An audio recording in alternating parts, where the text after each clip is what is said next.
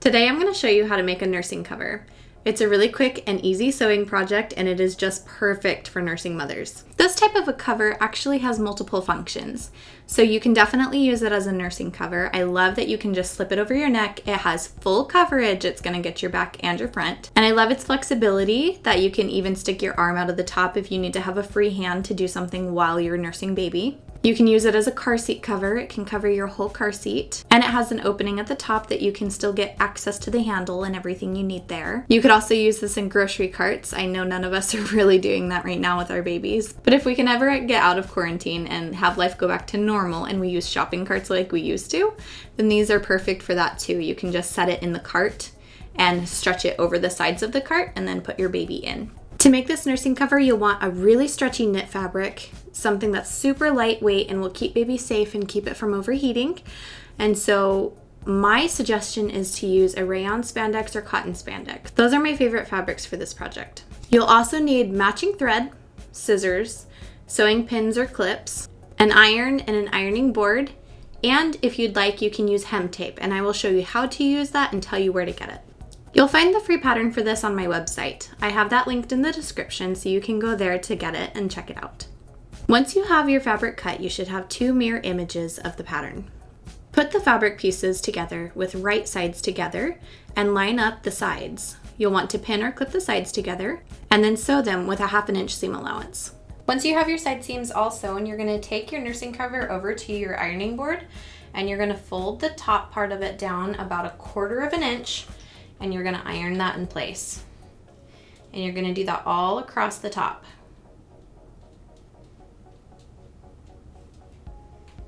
And once you've gone around the entire thing 1/4 inch, you're gonna come back in and you're gonna fold it down 3/4 inch.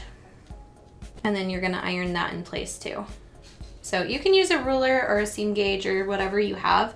I don't actually have a seam gauge, so I just use a ruler every time and it works fine. Okay, and then at this point, after it's all ironed, you can either go in and pin it in place. I use clips because they're a little bit easier for me, but you could also just use regular sewing pins and pin it in place. Or what you can do is you can get wash away hem tape and you can apply that to help stabilize this seam, especially because this fabric type is so slippery in the sewing machine. I find that the hem tape really helps a lot. But like I said, it's totally optional. You do not have to use hem tape if you don't want it, don't need it, don't know where to get it. Honestly, I just bought this off of Amazon. And I believe what I normally get is called Wash Away Wonder Tape, and it's by Dritz. This particular one is kind of an off-brand that I decided to try, and we'll see. Hopefully it does a good enough job. But the way the hem tape works is it adheres to one side, and then you just pull the backing off of it. Then you can lay it back down in its ironed position and it'll stay in place because it adheres to both sides of the fabric.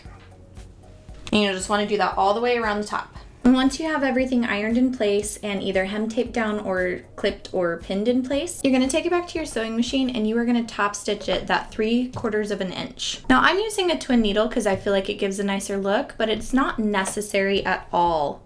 You can totally use this with a single needle and it'll turn out just fine.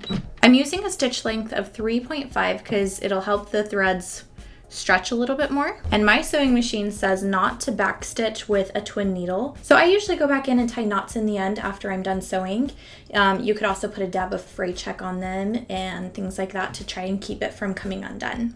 But you just go all the way around. And then readjust as you need and keep sewing. I'm also using a walking foot on my sewing machine because it helps feed the fabric through a little bit more evenly. I find that to work the best when I'm sewing with knits, so I always use a walking foot when I'm sewing with knit fabric. Okay, my sewing machine manual says not to backstitch with a twin needle, so I will usually go in and pull my front threads to the back and knot it off, and I do that with a seam ripper. So I just come in here and I tug at that last string a little bit, and then I pull the front ones back.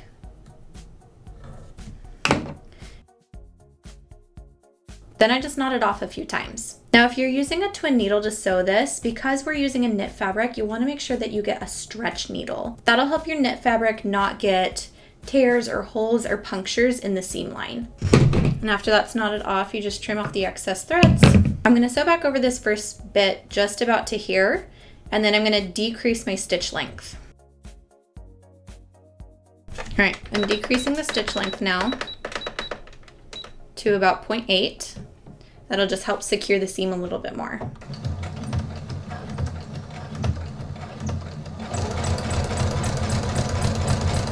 And just do a few stitches like that. Pull it out and knot it off again. If you're not comfortable with just knotting off the tails, you could also use some free check on them to kind of keep them in place a little bit more and just help secure things just that much more. The top side is done, and now all that's left to do is to hem it. So we're going to take it back to the ironing board and we're going to go over the hem and do the exact same thing that we did with the top of the nursing cover. Okay, and like I said, we are just going to fold it down 1/4 inch like we did with the first one. And then after that, we're going to fold it down again the 3/4 inch and iron it all in place. You can use your hem tape again or your sewing pins or clips to hold it in place. Then we'll take it back to the sewing machine and we'll hem it in place. Once you have your hem all ironed and put in place, you can take it back to your sewing machine and sew it down on the top just the same way we did with the top part of the nursing cover. So you just put it in and you put it in with right side up, and you're gonna stitch on top of where you ironed everything down.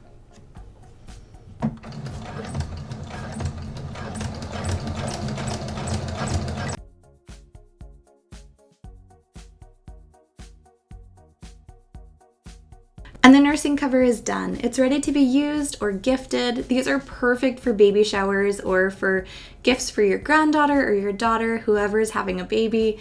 It's a very exciting time. Thank you so much for watching, and I'll catch you in the next video.